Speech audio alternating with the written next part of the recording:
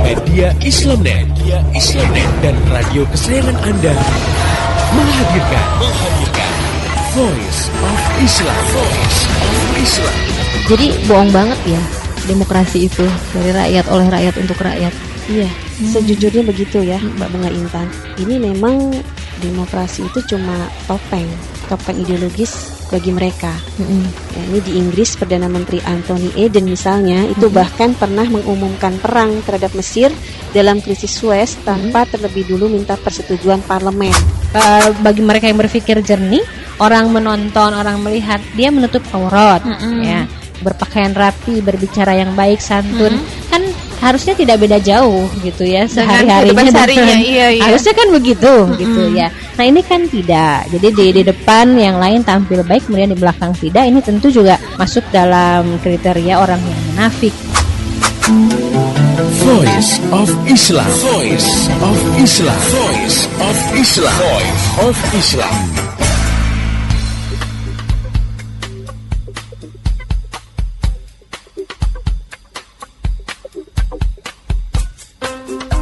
Assalamualaikum warahmatullahi wabarakatuh. Halo Indonesia, jumpa lagi dengan saya Jihan Syaharani dalam program Voice of Islam, kerja bareng Media Islamnet dengan radio kesayangan Anda ini. Dan selama 30 menit ke depan, Voice of Islam akan mengisi ruang dengar Anda dalam rubrik Female Chatting. Pendengar yang budiman, saya tidak sendiri, telah hadir untuk mengasuh rubrik ini Ustazah Insinyur Nani Wijayati. Beliau adalah pengasuh Women's Chatting on Islam. Baik, kita sapa beliau. Assalamualaikum Ustazah Nani. Waalaikumsalam warahmatullahi wabarakatuh. Gimana kabarnya hari ini? Alhamdulillah baik. Oke, pendengar yang budiman, pada kesempatan kita kali ini kita akan membahas topik yang berkaitan dengan wanita hamil, yaitu seputar sholat dan puasa. Untuk mempersingkat waktu, mari kita simak tema kita kali ini, hukum sholat dan puasa bagi wanita hamil. Ustazah, hampir setiap wanita itu pasti mengalami fase hamil. Nah, bagi wanita yang hamil itu kan ada yang dikaruniai oleh Allah, itu kan ada yang mudah. Maksudnya mudah itu ada yang dalam selama kehamilannya atau yang segar bugar, dan sehingga dia tidak masalah, dia mau pergi ke kantor, dia mau pergi ke pasar, dalam melakukan aktivitas dia tidak merasakan kesulitan. Tapi ada juga wanita yang ketika hamil itu dia merasakan lelah atau kepayahan. Nah, adakah keringanan untuk meninggalkan sholat dalam kondisi seperti ini? Iya, baik pendengar yang budiman di seluruh tanah air, memang wanita hamil itu mengalami satu kondisi yang sangat istimewa ya. Bahkan Allah sendiri menggambarkan betapa seorang ibu yang hamil itu bertambah hari, bertambah minggu, bertambah bulan dalam kondisi yang beratnya semakin bertambah-tambah. Bagaimana dengan kaitannya ibadah yang tetap harus dilakukan ya, baik bagi seorang muslim, terutama untuk ibu-ibu yang sedang hamil, dan lebih khusus lagi buat ibu-ibu hamil yang dia bekerja gitu Mbak Jihan ya. Mungkin kalau hamil dia ibu rumah tangga, di rumah saja, dia beban pekerjaan yang di rumah bisa diatur lah ya. Tetapi kalau dia juga bekerja, yang berangkatnya dari rumah tuh jam 6 pagi ya, kemudian dengan morning sickness-nya, kalau orang hamil itu pagi-pagi sudah mual-mual, kemudian pulang kembali ke rumah jam 6 sore dengan kondisi yang sangat lemah. Bagaimana Allah memberikan keringanan ya. Pertama kita harus lihat bahwa sholat itu adalah satu ibadah yang diwajibkan ya. Banyak sekali ayat-ayat dalam Al-Quran yang menegaskan tentang perintah untuk menjalankan sholat ini, sehingga tidak ada perbedaan ya. Sepakat ulama mengatakan bahwa sholat itu adalah ibadah yang wajib. Jadi artinya tidak bisa ditinggalkan dalam kondisi apapun gitu ya. Itu pertama. Salah satu ayat misalnya dalam surat Al-Baqarah ayat 110, A'udzubillahi minasyaitonirrajim, wa aqimus salata wa atuz zakah wa ma tuqaddimu li anfusikum min khairin tajiduhu indallah innallaha bima ta'maluna basir. Artinya, dan laksanakanlah salat dan tunaikanlah zakat, dan segala kebaikan yang kamu kerjakan untuk dirimu kamu akan mendapatkan pahala di sisi Allah. Sungguh Allah Maha melihat apa yang kamu kerjakan. Jadi perintah salat ini tegas sekali, tidak ada pengecualian bahwa salat itu wajib. Itu yang pertama. Nah, kemudian bagaimana dengan kondisi wanita yang sedang hamil ini? Adakah keringanan buat dia dengan kondisi yang dia lemah itu untuk dia meninggalkan salat gitu? Kalau maknanya atau yang dimaksudkan meninggalkan salat dalam arti dia betul-betul nggak salat, ya misalnya diwajibkan setiap muslim itu salatnya satu hari 5 kali, subuh, zuhur, asar, maghrib, isya. Kemudian dalam kondisi yang dia lemah, kemudian dia tinggalkan salah satu atau beberapa dari salat wajib itu di hari itu, maka itu tidak diperkenankan. Karena tidak boleh sama sekali dalam kondisi apapun salat itu ditinggalkan. Bahkan dalam kondisi yang sangat genting misalnya ya, kalau digambarkan bagaimana para sahabat Rasulullah dulu mengajarkan salat dalam kondisi perang misalnya. Perang itu kan sebenarnya taruhan nyawa. Yang dihadapi adalah peluru gitu. Dalam kondisi yang dia taruhan nyawa pun salat itu tidak bisa ditinggalkan. Apalagi orang yang hanya payah, lemah atau capek karena hamil, kemudian dia tinggalkan salat itu tetap jadi tidak boleh. ada alasan apapun untuk meninggalkan salat walaupun memang keadaannya kepayahan. Betul. Oke, kan kalau hamil yang repot itu maksudnya yang mualnya itu berlebihan. Itu kan pasti bolak-balik ya Mbak ya, bolak-balik ke toilet. Kalau misalnya emang kita wanita pekerja itu kan nggak mungkin kita mutahnya itu di ruang kantor. Kita pasti bolak-balik ke toilet. Kalau ada yang merasa berat bolak-balik untuk persuci sholat, apakah boleh dijamah? Jadi kalau yang pertama tadi jelas bahwa sholat itu tidak bisa ditinggalkan sama sekali. Bagaimana kalau kemudian pelaksanaannya itu diringankan gitu ya? Pelaksanaannya itu diringankan. Dalam persoalan menjamak sholat ini, kita mesti lihat bahwa hukum menjamak sholat ini terkait dengan uzur ya, uzur atau masyaqqah atau adanya halangan atau kesulitan yang dihadapi. Misalnya salah satunya adalah karena kondisi itu lemah gitu ya. Ulama mengemukakan ada dua pendapat ini. Ada dua pendapat. Yang pertama pendapat itu menjamak sholat karena kesulitan, karena masyaqqah, karena hambatan, halangan ya, misalnya kondisinya lemah. Maka untuk orang yang tidak dalam kondisi perjalanan, maka ini pendapat jumhurnya ulama mengatakan tidak boleh menjamak. Nah, siapa saja ini ulama yang berpendapat tidak boleh menjamak sholat dalam kondisi kesulitan ya, tapi dia tidak dalam keadaan perjalanan gitu. Nah, itu adalah Imam Hanafi, Imam Maliki, Imam Syafi'i dan mayoritas fuqaha sepakat bahwa yang namanya menjamak sholat itu sebenarnya terkait dengan kondisi orang dalam keadaan safar atau perjalanan. Betul.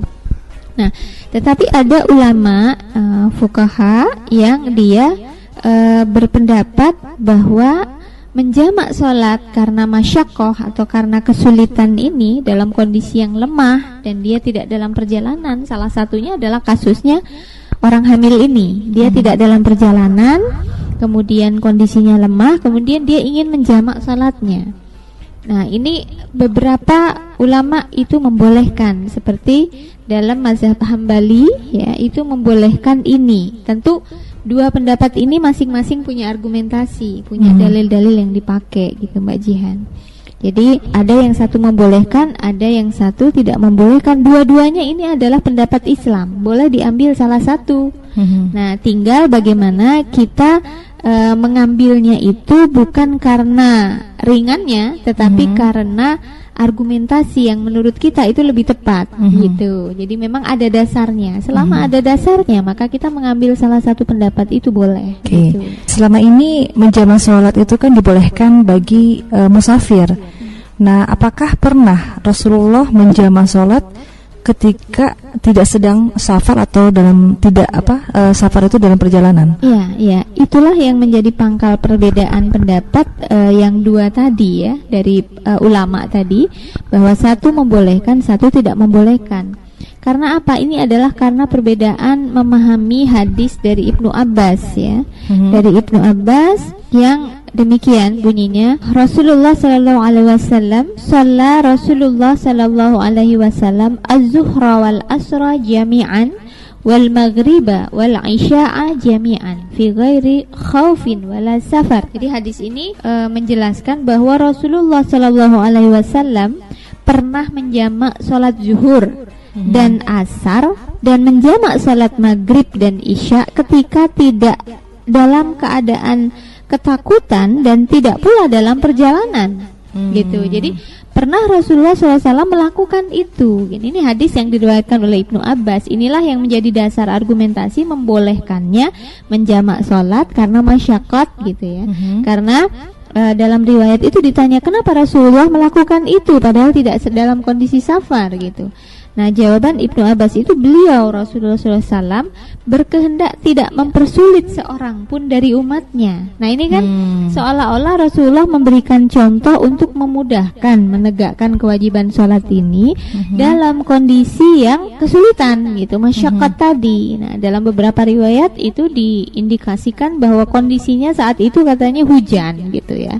Nah, sementara kan dalam zaman Rasulullah SAW itu dulu kan masjidnya itu masih terbuka ya, nggak ada nggak ada atap gitu, sehingga kalau harus berjamaah zuhur, berjamaah asar gitu kan, nah itu kan akan memberatkan sesungguhnya. Kebayangkan sholat berjamaah kayak di lapangan gitu, hujan-hujanan. Nah akhirnya diakhirkanlah waktu zuhur, diawalkan waktu asar, kemudian dijamak gitu di situ. Nah Rasulullah pernah melakukan itu. Nah af'al Rasulullah SAW inilah yang dijadikan dasar untuk kemudian dipakai buat orang-orang yang masyaqqat, mengalami masyaqqat atau halangan, kesulitan, maka dia boleh mengambil jamak itu. Tetapi sekali lagi yang namanya masyaqqat atau kesulitan halangan ini betul-betul dalam kondisi yang sangat darurat, bukan kebiasaan ya, bukan tradisi. Jadi tidak bisa digeneralisir bahwa setiap wanita hamil itu boleh dia menjamak sholat. Nah, tergantung kondisi dia. Nah, itu tadi.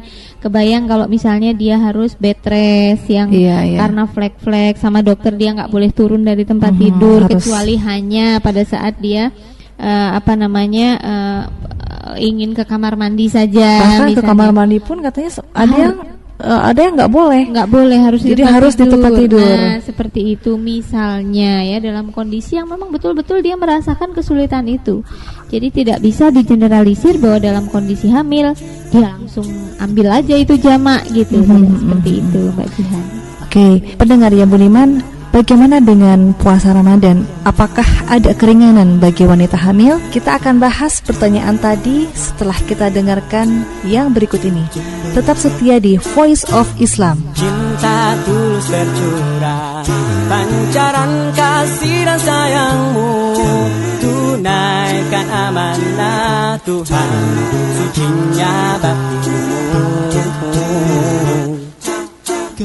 Kesadaran kau rasa untuk menggapai jaya cita, menempa putra tercinta, harapan agama. Wahai ibunda, dengarkanlah senandung jiwa penuh makna, pelipur kalbu, hapus duka lara, wujud cintaku padamu ibunda. Wahai ibunda, dengarkanlah senandung jiwa penuh makna, pelipur kalbu, hapus duka lara, wujud cintaku padamu ibunda. Dengarkanlah oh ibunda, senandungku tanda cinta.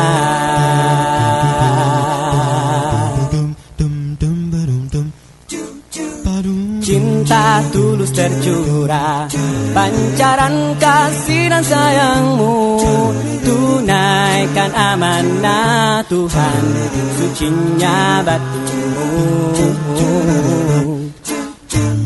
Kesatiaan kau rasa untuk menggapai jaya cita, menempa putra tercinta, harapan agama. Wahai ibunda, dengarkanlah senandung jiwa penuh makna, pelipur kalbu, hapus duka lara, wujud cintaku padamu ibunda. Wahai ibunda, dengarkanlah senandung jiwa penuh makna, pelipur kalbu, hapus duka lara, wujud cintaku padamu ibunda. Wujud cintaku padamu ibunda.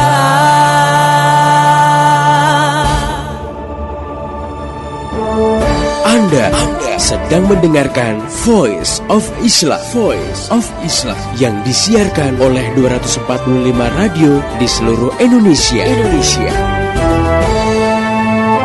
Untuk wilayah Jambi, Voice of Islam bisa Anda dengarkan melalui RRI Pro 2 Jambi FM, Kota Jambi, Dian Irama FM, Kota Jambi, Idola FM, Tebo, RSPD Gema Bungo, Muara Bungo, dan Kerinci Giriswara AM, Kerinci.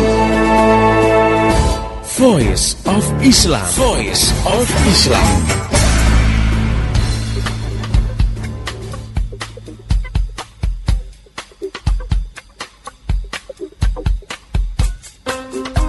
Masih di Voice of Islam, kerja bareng media Islamnet dengan radio kesayangan Anda ini. Pendengar yang budiman, Anda masih bersama saya Jihan Syaharani dan Ustazah Insinyur Nani Wijayati dalam rubrik Female Chatting. Baik, kita langsung saja lanjutkan bincang-bincang kita kali ini dengan Insinyur Nani Wijayati.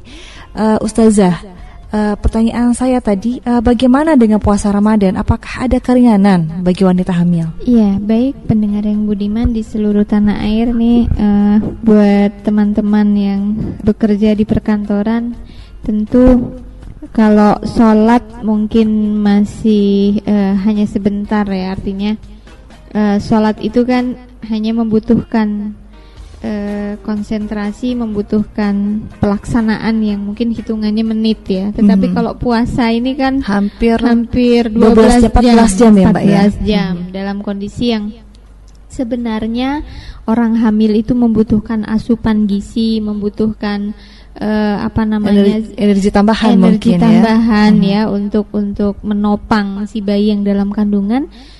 Sementara itu dia wajib puasa gitu ya. Nah ini kan lebih berat lagi sesungguhnya. Terlebih-lebih lagi kalau wanita hamil ini juga bekerja di kantor lagi dengan perjalanan pulang pergi yang mungkin sampai 2-3 jam gitu ya. Tentu ini sangat berat sekali. Bagaimana Islam memberikan pandangan apakah puasa ini boleh ditinggalkan gitu ya. Nah, jelas kalau dalam persoalan puasa ini sangat jelas Al-Quran menjelaskan bahwa kewajiban puasa ini ada rukhsah atau ada keringanan buat orang yang dia sakit dan dalam perjalanan gitu. Jadi jelas di sini ada rukhsahnya. A'udzubillahi minasyaitonirrajim. Faman kana minkum maridun aw 'ala safarin fa'iddatun min ayyamin ukhar. Maka barang siapa di antara kalian yang sakit atau dalam perjalanan lalu ia berbuka, maka wajib baginya berpuasa sebanyak hari yang ditinggalkan pada hari-hari lain. Jadi ini ada satu indikasi kebolehan orang berbuka puasa. Artinya dia tidak melakukan puasa atau tadinya dia sudah niat puasa, kemudian siang hari di kantor kehausan sampai dia lemes betul, kayak sudah pening berputar-putar kepalanya, kemudian dia Pingsan. batalkan Oh, gitu batalkan. puasanya itu gitu buat yang hamil ini tadi ya, buat yang hamil ini tadi, maka itu diperbolehkan untuk dia tidak puasa dalam kondisi yang memang dia lemah gitu. Jadi bukan berarti setiap wanita hamil itu nggak puasa aja gitu kalau Ramadan nanti. Iya, nggak mungkin begitu, tergantung kondisi ya, Mbak, kondisi. ya. Jadi ini adalah rukhsah yang dianalogikan dengan orang sakit. Jadi Iya. orang hamil itu kan sebenarnya nggak sakit, bukan sakit beneran gitu, tetapi itu Kondisinya sakit yang yang akibat perubahan hormonal di dalam tubuhnya gitu, yang itu kadang hari ini segar, besok lagi lemes, besoknya lagi segar, kemudian tiba-tiba sorenya lemes dan sebagainya. Mungkin yang tahu kondisi itu orang yang hamil atau juga mungkin bisa konsultasi ke dokter ya. Betul Ustazah. ya. Jadi bisa itu untuk memastikan keamanan misalnya Betul. ya. Apakah ketika seorang yang sedang hamil itu berpuasa akan membahayakan bayinya dan sebagainya, bisa konsultasi kepada dokter. Tetapi secara umum normal, misalnya dalam kondisi yang ibu hamil ini tadi tidak sedang dalam kondisi staminanya yang kurang fit atau tidak sedang sakit, biasanya puasa itu tidak pernah membahayakan. Sekalipun dia hamil gitu ya, tidak pernah membahayakan baik buat si ibu hamil maupun janin di dalam tubuhnya gitu. Bahkan kadang orang yang sedang trimester pertama itu yang agak berat, apapun yang masuk keluar lagi gitu. Nah, kadang orang kemudian daripada dimasukin keluar lagi sekalian puasa aja gitu, toh sama-sama nggak ada yang masuk misalnya seperti itu. Itu ndak masalah gitu kalau memang selama itu tidak membahayakan buat ibu hamil maupun bayi yang dikandungnya. Kalau memang kemudian dokter memberikan warning, wah ini sudah nggak ada perkembangan nih janin, kurang asupan gizi, jangan puasa dulu deh Bu, misalnya untuk beberapa hari, nanti puasa lagi nggak apa-apa. Nah itu boleh gitu, boleh diambil. Ya, walaupun mungkin kondisi ibu merasa baik, tapi kalau menurut medis itu membahayakan bagi janin, itu lebih baik kita tidak berpuasa. Betul, iya. Oke, pertanyaan berikutnya Ustazah. Apakah nanti mereka bagi wanita hamil yang tidak melaksanakan puasa itu diwajibkan mengganti puasa Ramadan itu di hari yang lain? Iya, seperti yang tersurat ya di dalam ayat tadi, faman kana minkum maridun aw ala safarin fa'iddatun min ayyamin ukhar. Jadi fa'iddatun min ayyamin ukhar itu adalah penekanan, maka gantilah yang beberapa hari ditinggalkan tidak berpuasa itu di hari-hari yang lain gitu. Jadi para ulama semua berpendapat bahwa orang yang sedang hamil, yang dianalogikan dengan seperti orang yang sakit tadi, ketika dia meninggalkan puasa maka wajib bagi dia untuk menggantinya di hari yang lain.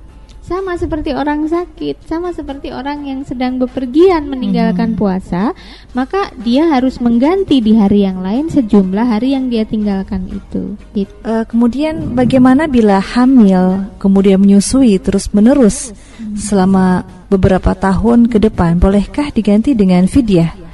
Ya, ini yang sering jadi pertanyaan ibu-ibu ya, yang produktif gitu, memiliki anak begitu.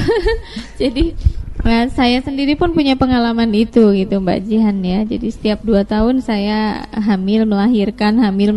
Jadi utang puasanya gitu ya, itu berturut-turut, itu selalu ada gitu dalam kondisi hamil, dalam kondisi menyusui seperti itu.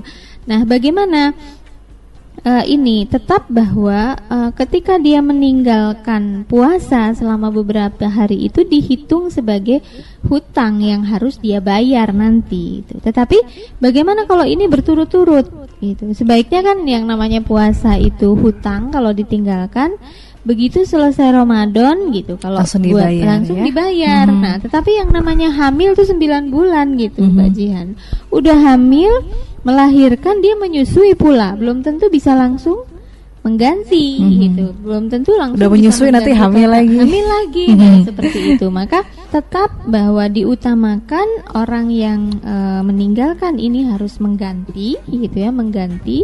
Nah, kemudian seandainya memang tidak mungkin lagi kondisi dia itu mampu mengganti, baru dibolehkan membayar fidyah, gitu. Nah, tetapi ini memang ada beberapa pendapat ulama, seperti misalnya kalau orang dalam kondisi hamil itu dia khawatir nanti bayinya, takut bayinya nih kenapa-kenapa. Jadi alasannya bukan karena ibunya kuat atau tidak, tetapi alasan bayinya. Maka ada ulama yang berpendapat kalau karena khawatir bayinya, maka dia dibebani ganti puasa iya, bayar fidyah iya. Gitu. Dua ya. Dua gitu. Nah, beda dengan orang sakit. Ya, orang sakit itu kalau sakitnya masih bisa sembuh lagi dia harus bayar. Tapi kalau sakitnya misalnya sakit tua ya, orang udah 70 tahun, manula, tidak mungkin lagi dia bisa mengganti dengan puasa, maka dia cukup dengan membayar fidyah. Nah, karena orang hamil ini bukan sakit permanen, dia masih memungkinkan punya waktu untuk membayar, maka membayar hutang puasa dengan puasa di hari lain itu lebih diutamakan gitu. Tidak bisa diganti dengan fidyah saja gitu. Jadi mengganti di hari yang lain. Di hari yang lain. Artinya tetap harus dicatat ini, hati-hati ibu-ibu hamil dan menyusui ini. Misalnya dia tahun ini punya hutang berapa, kalau tahun depan dia masih belum beres juga, dia harus ada tetap itu. Mesti dicatat dan jangan lupa catatannya disimpan di mana gitu ya. Betul. Oke, pendengar yang budiman, itu tadi bahasan kita tentang hukum sholat dan puasa bagi wanita hamil. Oke, mungkin ada closing statement yang ingin disampaikan oleh Ustazah. Iya, sedikit saya tambahkan berkaitan dengan pertanyaan terakhir tadi ya, apakah bagi wanita hamil itu dia harus membayar puasa atau membayar fidyah misalnya. Memang dua-duanya ada argumentasinya. Jadi yang tadi mengganti di hari yang lain itu tercakup dalam ayat itu. Kemudian membayar fidyah itu juga ada argumentasinya gitu. Wa 'alal ladzina yutiqunahu fidyatun ta'am miskin. Dan wajib bagi orang-orang yang berat menjalankannya untuk berpuasa, dia membayar fidyah, yaitu dengan memberi makan satu orang miskin di hari dia tidak berpuasa itu gitu. Nah, ini yang menjadi dalil kemudian para ulama mengambil pendapat beberapa macam ya. Ada yang tadi cukup dengan mengganti puasa, atau puasa tapi juga bayar fidyah, atau bayar fidyah saja misalnya seperti itu. Nah, ini beberapa argumentasi yang menjadi dasar buat kita untuk tadi ya, tetap memprioritaskan selama kita masih bisa bayar utang puasa, maka kejarlah itu, bayarlah dengan puasa lagi. Kecuali kalau dalam kondisi yang sudah sangat tidak mungkin lagi, maka kita bayar fidyahnya. Oke, pendengar yang budiman, barusan adalah closing statement dari Ustazah. Bagi pendengar yang ingin bertanya, memberikan kritik, saran atau masukan, Anda bisa kirimkan surat ke radio kesayangan Anda ini, atau bisa juga melalui email ke mediaislamnet@yahoo.com.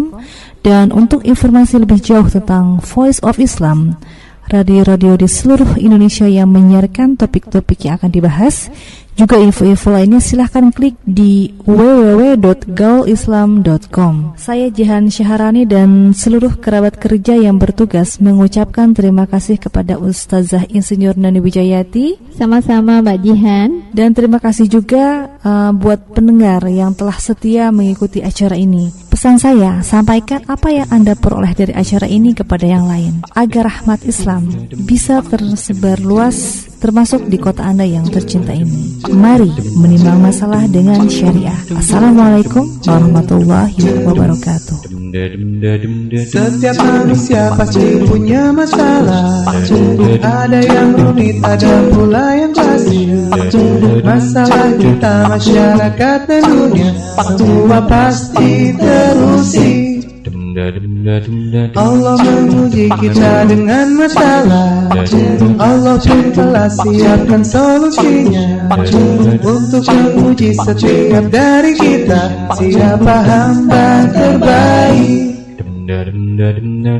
Mari, mari menimbang masalah. Mari, mari menimbang masalah. Mari, mari menimbang masalah dengan syariah. Mari, mari menimbang masalah. Mari, mari menimbang masalah. Mari, mari menimbang masalah dengan syariah. Voice of Islam. Cik, lu lagi ngapain? Diam lu, Tok. Gue lagi SMS ke Voice of Islam nih. Gue lagi punya masalah nih, Tok. Tapi berkali-kali gue SMS kok nggak dijawab-jawab sih. Uci, lu mikir dong. Yang SMS ke Voice of Islam itu ribuan. Kalau dijawab lewat SMS lagi, lu bayangin aja gimana nanti bentuk jempolnya narasumber Voice of Islam. Kan ada mesin penjawabnya, Tok. Kalau dijawab pakai mesin penjawab, itu namanya bukan konsultasi. Nah, terus gimana dong biar gue tahu solusi masalah gue? Gini nih, kemarin gue nelpon ke perwakilan media Islamnet di kota kita nih. Dia bilang SMS yang masuk semua bakal diperhatiin dan akan dijawab melalui siaran radio. Sebab yang punya masalah semacam itu nggak cuma lu, Ci. Ribuan orang mengalami masalah yang serupa. Jadi biar semua orang bisa dapat manfaatnya, SMS itu dijawab melalui siaran radio gitu. Oh gitu, Tok. Nah, terus jawaban gue kapan dibahasnya? Insya Allah setiap SMS pasti dibahas. Makanya lu dengerin terus Voice of Islam. Sehari aja lu lewat nggak dengerin Voice of Islam, udah deh lewat kesempatan lu. Dengan kata lain, itu salah lu sendiri. Lah, kok lu nyalain gua sih, Tok? Lah iyalah, lawong lo kalau dengerin biasanya pas udah mau kelar. Dengerin Voice of Islam itu dari awal biar Terus kalau lo ngirim SMS tuh yang bener jangan disingkat-singkat. Ntar malah nggak jelas isi SMS-nya. Lebih bagus lagi kalau lo SMS itu dikasih nama, umur, dan dari kota mana, biar narasumbernya bisa lebih memahami persoalan lo. Ngomong-ngomong, apa sih masalah lo? Ini, Tok, gua nih ngelamar cewek via SMS. Terus pakai gaya SMS yang disingkat-singkat gitu? Terus apa jawabannya? SMS ku sih dijawab, tapi isinya format pesan Anda tidak diterima. Demikian tadi Voice of Islam. Semoga hikmah yang terkandung bermanfaat untuk kita semua. Amin, amin, amin. Ya Robbal Alamin. Kembali bisa Anda dengarkan Voice of Islam. Menghadirkan topik-topik seputar kehidupan kita esok hari di waktu dan gelombang yang sama.